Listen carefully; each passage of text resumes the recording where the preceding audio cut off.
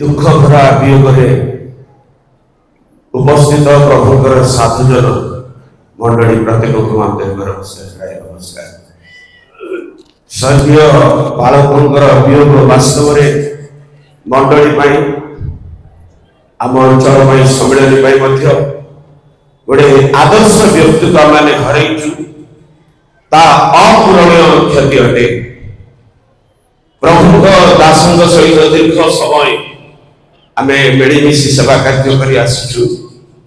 से जड़े उच्च शिक्षित जागतिक भाव आत्मिक भाव से जड़े ईश्वरीय योद्धा अटंती, किंतु तांको पाखरे अनेक प्रकार आदर्श शिक्षणीय गुण गुड़ाक थिला, जहाँकि से एति शिक्षित उच्च व्यक्ति हेले मध्य गोटे छोट पिला परी जंती लोक सहित मिसिले सेमती लोक, कारण तांकर उद्देश्य जेपरी लोक मानकु आत्मिक भाव लाभ करिवो एई तांकर गोटे लक्ष्य थिला।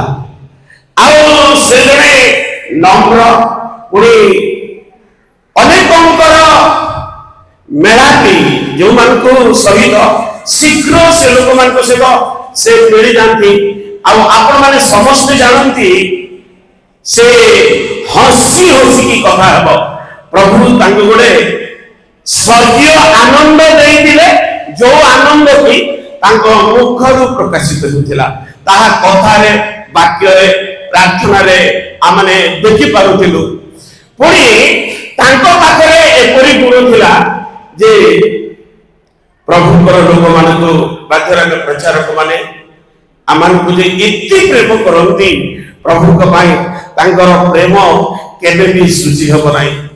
आ से जने प्रार्थना रे योद्धा थिला जाके दीपक मास कहउथिले से जिते परिस्थिति हेले मध्य मंडली रे प्रार्थना एवं विभिन्न स्थान रो आसी ए स्थान रे हजार हजार लोक 5 दिन प्रार्थना मीटिंग होउची तहिर मूल से थिला। आ ए समस्त कार्य आमे तांको जीवन रे देखिबा को पारुथिलु। आज हमने से प्रकार जोरे व्यक्ति की हरईचु, सेति पई आमे भी बहुत दुख प्रकाश करूछु। पुणी आम पाई मध्य बड़े क्षतिकारक मु गतकाली कहउथिली वे तो आसंता मासरे 5 दिन मीटिंग अछि, अंततः से दिन पर्यंत हेले से थिले भलो लागि थांदा, किंतु प्रभु तांकर योजना अनुसार नहीं छंदी।